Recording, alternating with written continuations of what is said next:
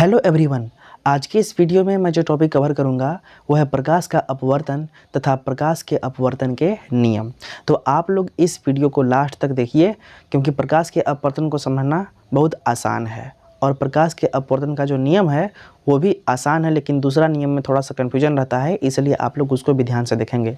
लेकिन इससे पहले वाले वीडियो में हमने ऑलरेडी प्रकाश का जो परावर्तन है यानी रिफ्लेक्शन ऑफ लाइट, इस चैप्टर को पूरा ख़त्म कर दिया है। अगर आप उन वीडियो को देखना चाहते हैं तो आज के वीडियो के ऊपर में आई बटन पे लिंक आ रही होगी, वहाँ पे क्लिक करके आप सारे वीडियो को देख सकते हैं। ठीक है, तो चलिए हम आज के वीडियो को स्टार्ट करते हैं। सबसे पहली बात हम लोग जानते हैं कि प्रकाश का अपवर्तन क्या होता है। ठीक है, तो प्रकाश के अपवर्तन को शुरू करने से पहले आपको एक बात बता दूं कि प्रकाश के अपवर्तन के लिए मुख्य रूप से हमें दो माध्यमों की आवश्यकता होगी। ठीक है, एक होगा विरल माध्यम और दूसरा होगा सघन माध्यम। विरल माध्यम हम किसे कहेंगे? विरल माध्यम हम हवा को कहेंगे और निर्वात को। हवा और निर्वात ये सब रहेंगे ना, इसको हम बोलेंगे क्या चीज़? इसको हम मानेंगे विरल माध्यम। इसके बाद सघन माध्यम किसे कहेंगे? इसमें हम मानेंगे कांच को और जल को, पानी। जैसे मान लीजिए हमारे पास चश्मा है, ठीक है, चश्मा में जो शीशा लगा हुआ है कांच ना, कांच हो गया सघन माध्यम। क्या हो गया? सघन माध्यम। और जो आसपास के जो हवा है, हवा वो है विरल माध्यम। अगर प्रकाश हवा में गति कर रहा है तो विरल माध्यम हुआ, अगर कांच में गति करके आर पार जाएगा तो इसको हम बोलेंगे सघन माध्यम। ये कौन सा माध्यम हो गया? सघन माध्यम। ठीक है, या कांच में या जल में, ठीक है ना, इसको हम बोलेंगे सघन माध्यम। और जबकि विरल माध्यम को हवा या निर्वात। तो इस बात को आप नोट बना करके कहीं लिख लीजिएगा, ठीक है, ताकि आपको याद रहे कि प्रकाश के अपवर्तन के लिए मुख्य रूप से दो माध्यमों की आवश्यकता होगी। एक विरल माध्यम जिसमें हवा और निर्वात होता है और एक सघन माध्यम जिसमें कांच और जल होता है। ठीक है, तो अब समझिए प्रकाश का अपवर्तन क्या होता है यहाँ पर ना। ठीक है, सबसे पहली बात, ये जो तल है दो माध्यमों को अलग करने वाला तल है। ऊपर में हवा है और नीचे में पानी है। मान लीजिए सघन माध्यम है तो कांच या जल दो में से कुछ होगा नीचे, तो मान लीजिए ये जल है, ठीक है, नीचे ये सघन माध्यम हो गया। ऊपर हवा या निर्वात है, उसको हम विरल माध्यम मान लिए। अब विरल माध्यम से सघन माध्यम में प्रकाश प्रवेश कर रहा है। देखिए यहाँ पे प्रकाश आ रहा है, इसमें प्रवेश कर रहा है, तो क्या इसमें घटना हो रहा है? तो प्रकाश के अपवर्तन को हम कैसे कहेंगे? ऐसा कहेंगे कि जब प्रकाश की किरण एक माध्यम से दूसरे माध्यम में प्रवेश करता है तो प्रकाश सीधे न जा करके वो अपने रास्ते से थोड़ा सा भटक जाता है या विचलित हो जाता है। इसी घटना को हम बोल देते हैं प्रकाश का अपवर्तन। यानी कि जब प्रकाश की किरण एक माध्यम से दूसरे माध्यम में आता है तो प्रकाश की किरण सीधे न जा करके अपने रास्ते से विचलित हो जाती है, यानी भटक जाती है। इसी घटना को हम बोलते हैं प्रकाश का अपवर्तन। आप लोग को ये बात समझ में आ गई? अब समझिए, यहाँ पे जो प्रकाश की किरण आ रहा है ना, उसको जाना चाहिए था, सीधे जाना चाहिए था ना, लेकिन ये सीधे नहीं जा करके वो अपने रास्ते से भटक गया और ऐसे थोड़ा मुड़ गया। समझे कि नहीं? रास्ते से भटक गया। तो इसी घटना को हम बोल देते हैं प्रकाश का अपवर्तन। अपवर्तन मतलब कि अपने रास्ते से भटक जाना। ठीक है ना? ठीक है, इतना तो आप लोग लिख लीजिएगा। और इतना लिखने के बाद में आप इसी फिगर को नीचे बना लेंगे अगर बोर्ड एग्ज़ाम में आता है तो। ठीक है, और बहुत इम्पोर्टेंट है ये टॉपिक्स, आता है बोर्ड एग्ज़ाम में, तो जो हम परिभाषा बताए उसके नीचे ये फिगर बनना चाहिए और अच्छे से नामकरण के साथ कहाँ पर क्या क्या है। ठीक है, इतनी बातें हम लोग समझ गए, लेकिन अब जानेंगे कि आपतित किरण किसे कहते हैं, आपतन कोण किसे कहते हैं, अभिलंब किसे कहते हैं, आपतन बिंदु किसे कहते हैं, ये सब पूछता है। ठीक है, तो आप लोग इसको भी ध्यान से समझ लीजिएगा कि आपतित किरण किसे कहते हैं ना, तो ध्यान से समझिएगा। दूसरे माध्यम की तरफ आने वाली जो प्रकाश की किरण है, दूसरे माध्यम की तरफ आने वाली प्रकाश, देखो पहला माध्यम ये है, दूसरे माध्यम ये है कि नहीं?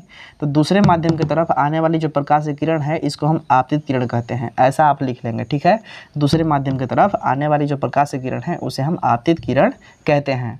इसके बाद अभिलंब के बारे में जानते हैं कि अभिलंब क्या होता है। ठीक है, देखिए किसी भी तल के, क्या चीज़? किसी भी तल पर या किसी भी तल के अभिलंबवत यानी कि 90 अंश के कोण बनाता हुआ खींचा गया एक काल्पनिक रेखा को हम बोलते हैं अभिलंब। क्या चीज़? अभिलंब क्या होता है? किसी भी तल पर 90 अंश के कोण बनाते हुए खींची गई काल्पनिक रेखा को हम बोलते हैं अभिलंब। देखिए ये जो तल है ये दो माध्यमों को अलग करने वाला तल है। नीचे जल है तो ऊपर क्या है? हवा है। इन दोनों को अलग कर रहा है कौन? यही तल। यानी इसके नीचे जल तो ऊपर नीचे इसके ऊपर क्या चीज़ है? हवा है। ठीक है, तो जो ये तल है इसके अभिलंबवत एक काल्पनिक रेखा मान लिया गया है, ठीक है। दरअसल ये खींचा नहीं है, मान लीजिए काल्पनिक रेखा है। जैसे मान लीजिए हम यही कहेंगे कि ये मेरा हाथ है, इस पे एक काल्पनिक रेखा खींचिए, अभिलंब खींचिए। तो आपको क्या करना है कि इसके यानी इसी तल के अभिलंबवत 90 अंश के कोण पे मान लेंगे कि यही हमारा अभिलंब है, ये खींची गई काल्पनिक रेखा है, ठीक है। ये तो इसी को बोलते हैं अभिलंब, समझेगी नहीं। तो उसी तरह से ये तल है, इसके हम अभिलंबवत 90 अंश के कोण बनाते हुए एक ठो हम काल्पनिक रेखा खींच दिए है ना, इसी को हम बोलते हैं अभिलंब। इसके बाद समझिए आपतन कोण किसे कहते हैं, परिभाषा में पूछता है तो आप लोग बोलेंगे ऐसा कि आपतित किरण और अभिलंब के बीच में बनने वाले कोण को हम आपतन कोण कहते हैं। क्या बोलेंगे? आपतित किरण और अभिलंब के बीच में बनने वाले कोण को हम आपतन कोण कहते हैं और इसे कोण आई से दिखाते हैं, इसे कोण आई से प्रदर्शित करते हैं। इतनी बात आप लोग को समझ में आ गई होगी। हम जान गए आपतित किरण, अभिलंब जान गए और आपतन कोण जान गए। और समझिए अपवर्तित किरण किसे कहते हैं। अगर ऐसा पूछता है तो आपको बोलना है अपवर्तन के पश्चात जो किरण अपने रास्ते से विचलित हो जाता है, ठीक है। क्या बोलेंगे? अपवर्तन के पश्चात जो प्रकाश किरण अपने रास्ते से विचलित हो जाता है या भटक जाता है, उसी किरण को बोलते हैं हम अपवर्तित किरण। क्या चीज़? अपवर्तित किरण। आप इसको बता लेंगे। इसके बाद में हम बोलेंगे कि अपवर्तन कोण किसे कहते हैं। तो देखिए ये वाला अभिलंब है कि नहीं। तो अभिलंब और अपवर्तित किरण के बीच के जो कोण होता है, ये वाला कोण, इसी को बोलते हैं हम क्या चीज़? अपवर्तन कोण। क्या बोलेंगे? अपवर्तन कोण। यानी अभिलंब और अपवर्तित किरण के बीच के जो कोण है, इसको बोल देंगे हम अपवर्तन कोण, ठीक है। इतनी बात आपको ध्यान में रखना पड़ेगा, ये चीज़ ना, क्योंकि कभी कभी पूछ देता है कि किसे कहते हैं अपवर्तन कोण और या आपतन कोण। तो देखिए अपवर्तन कोण को हम कोण आर से दिखाते हैं, जबकि आपतन कोण को कोण आई से दिखाते हैं ना। आपको एक बात और जानना पड़ेगा कि मान लीजिए कि अगर प्रकाश की किरण विरल माध्यम से सघन माध्यम में जाएगा तब क्या होगा। तो आपको बताना है कि जब प्रकाश की किरण विरल माध्यम से सघन माध्यम प्रवेश करेगा तो अभिलंब की तरफ झुक जाता है, अभिलंब की तरफ झुक जाता है। और इसी के अगर उल्टा हम कर दें कि सघन को ऊपर कर दें और विरल को नीचे, इस बार सघन माध्यम से जाएगा प्रकाश विरल माध्यम में, सघन से विरल माध्यम में, तो क्या होगा कि जब प्रकाश सघन माध्यम से विरल माध्यम में प्रवेश करेगा तो इस बार अभिलंब से दूर हटेगा। अभिलंब तो यहाँ है ना, इससे दूर यानी इधर चल जाएगा, समझेगी नहीं। ये चीज़ आपको याद रखना है कि अगर प्रकाश से किरण विरल माध्यम से सघन माध्यम जाता है तो प्रकाश से किरण अभिलंब की तरफ झुक जाएगा, और अगर सघन माध्यम से विरल माध्यम में प्रवेश करेगा तो इस अभिलंब से दूर हट जाएगा, समझेगी नहीं। ये चीज़ आपको कहीं लिख लेना है। अब समझते हैं प्रकाश के अपवर्तन के नियम। तो पहला नियम क्या होता है, ध्यान से समझिएगा, इसी फिगर से समझ में आ जाएगा बढ़िया से, ठीक है। देखिए पहला नियम क्या होता है प्रकाश के अपवर्तन का, कि क्या कहेंगे? आपतित किरण, अपवर्तित किरण तथा आपतन बिंदु पर खींचा गया अभिलंब तीनों एक ही समतल पर होते हैं, ऐसा बोलेंगे ना। देखिए आपतित किरण भी, अपवर्तित किरण भी और अभिलंब तीनों क्या है? एक ही तल में ना है जी, यहाँ पर एक ही तल में न मिले हुए हैं। तो वही है पहला नियम। ऐसा बोलेंगे कि आपतित किरण, अपवर्तित किरण तथा आपतन बिंदु पर खींचा गया अभिलंब तीनों एक ही तल में होते हैं। पहला नियम यही बोलना है, ठीक है। आप लोगों को समझ में आ गई होगी। अब हम समझते हैं दूसरा नियम। दूसरा नियम थोड़ा सा कठिन टाइप का लगेगा, लेकिन थोड़ा इसको ध्यान से समझिएगा ना। देखिए दूसरा नियम कहता है कि आपतन कोण का जो जया होता है, ठीक है, जिसको इंग्लिश में साइन बोलते हैं, साइन का हिंदी होता है जया, ठीक है, ध्यान से समझिएगा। साइन होता है, आप पढ़ेंगे तो साइन थीटा, कॉस थीटा, वो सब मैथ में पढ़ते हैं आप लोग 10 में, ठीक है। तो वहाँ पे जो साइन होता है उसका हिंदी होता है जया ना। तो क्या करेंगे, इसका जो नियम लिखेंगे इस तरह से लिखेंगे कि आपतन कोण की जया, आपतन कोण की जया अपवर्तन कोण की जया के समानुपाती होता है। क्या बोलेंगे? दूसरा नियम यही है कि आपतन कोण की जया साइन आई, क्या चीज़? साइन आई। जया मतलब साइन, जया मतलब साइन, और कोण बोल रहे हैं तो आई, इसमें कोण रहेगा, ठीक है। तो ऐसा बोलना है कि आपतन कोण की जया साइन आई, अपवर्तन कोण की जया साइन आर के अनुक्रमानुपाती होता है। यानी इसका जो कोण है इसके अनुक्रमानुपाती होगा। कैसा होगा? अनुक्रमानुपाती का मतलब होता है कि अगर हम इसका मान बढ़ाएंगे आई का तो आर का भी मान बढ़ेगा, ठीक है। मतलब जैसे मान लीजिए प्रकाश की किरण को पकड़ करके आप इधर खींचेंगे तो ये जो अपवर्तित किरण है ये उधर जाएगा, समझे कि नहीं। अगर इसको इधर खींचेंगे तो ये उधर जाएगा, तो ये जो कोण बढ़ रहा है यहाँ भी कोण हमारा बढ़ेगा। तो वही बात है। तो यही कह रहा है दूसरा नियम कि आपतन कोण की जो जया है साइन आई, वो अपवर्तन कोण की जया साइन आर के अनुक्रमानुपाती होता है। ठीक है, अब इतना लिखने के बाद में उसके नीचे हम लिखेंगे अर्थात। क्या लिखेंगे? अर्थात, यानी आप कहना क्या चाह रहे हैं। जैसे हम तो बोल दिए कि आपतन कोण की जया साइन आई, अपवर्तन कोण की जया साइन आर के अनुक्रमानुपाती होता है, तो इसको अर्थात के रूप में लिखना पड़ेगा। ठीक है, लिखेंगे जो आपतन कोण की जया होता है साइन आई, वो अनुक्रमानुपाती होगा किसके?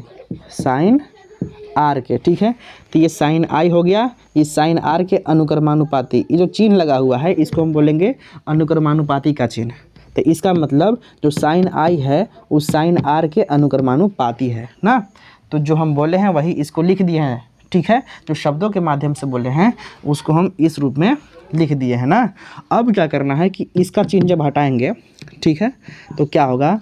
Sign i is equals to, इसके जगह पर आ जाएगा यन, इसके बदला में यन। इस जब हम ये हटाएंगे तो इसके बराबर हम यहाँ पे बराबर करके और इसके बदला में एक यन लगाएंगे और ये वाला साइन आर, इसको याद रखना है। अब क्या करेंगे कि यन का मान निकाल लीजिए। यहाँ पे साइन आर गुणा में है, इधर आएगा तो भाग में हो जाएगा, यानी कि साइन आई पहले से है, इसके बटे में आ जाएगा ये वाला साइन आर। क्या चीज़? Sign are. तो इधर क्या बच गया? केवल यन। तो यन बराबर लिख लेंगे साइन आई बटे साइन आर, ये चीज़। ठीक है, ये चीज़ हो गया दूसरा नियम ना। दूसरा नियम के नीचे ये चीज़ लिखना पड़ेगा। अब इसी दूसरे नियम को हम बोलते हैं स्नेल का नियम। कभी कभी पूछता है कि स्नेल का नियम लिखिए, तो इसी दूसरे नियम को हम स्नेल का नियम कहते हैं। स्नेल का नियम बोलता है तो आप यही कहिएगा कि स्नेल के नियम के अनुसार आपतन कोण की जो जया साइन आई होती है वो अपवर्तन कोण की जया साइन आर के अनुक्रमानुपाती होता है। इसके बाद लिखना अर्थात साइन आई अनुक्रमानुपाती साइन आर, फिर साइन आई इक्वल टू यहाँ करके यहाँ पे यन लिख दीजिएगा, यहाँ पे साइन आर है ये है। अब क्या करेंगे? यन के गुणा में साइन आर है, इधर लाएंगे तो भाग में हो जाएगा, तो साइन आई ऊपर और साइन आर नीचे हो गया, इधर केवल यन बचा। तो यन बराबर क्या लिख दिए? साइन आई बटे साइन आर यहाँ पे। ठीक है ना, ये हो गया स्नेल का नियम या फिर प्रकाश के अपवर्तन के दूसरा नियम। ठीक है ना, जहाँ यन क्या है भाई, तो अब ध्यान दीजिए यन क्या है। अब यन क्या है?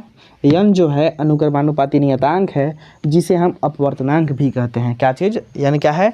अनुक्रमानुपाती नियतांक है। यहाँ से निकला है अनुक्रमानुपाती की चिन्ह हटाया तब, इसलिए बोलेंगे हम अनुक्रमानुपाती नियतांक बोलेंगे, और इसी का नाम है अपवर्तनांक। अभी कहीं पूछता है परीक्षा में कि अपवर्तनांक किसे कहते हैं, तो आप लोग ये बताइएगा अपवर्तनांक जो होता है यन, कहिएगा आप लोग अपवर्तनांक के बारे में कि आपतन कोण की जया और अपवर्तन कोण की जया के अनुपात को हम बोलते हैं अपवर्तनांक। क्या चीज़? फिर से, जैसे आपतन कोण की जो जया है साइन आई, अपवर्तन कोण की जया जो साइन आर है, इसके अनुपात को, अनुपात मतलब बटे को बोलते हैं हम अपवर्तनांक। ठीक है ना, तो इतनी बातें आपको समझ में आनी चाहिए ना।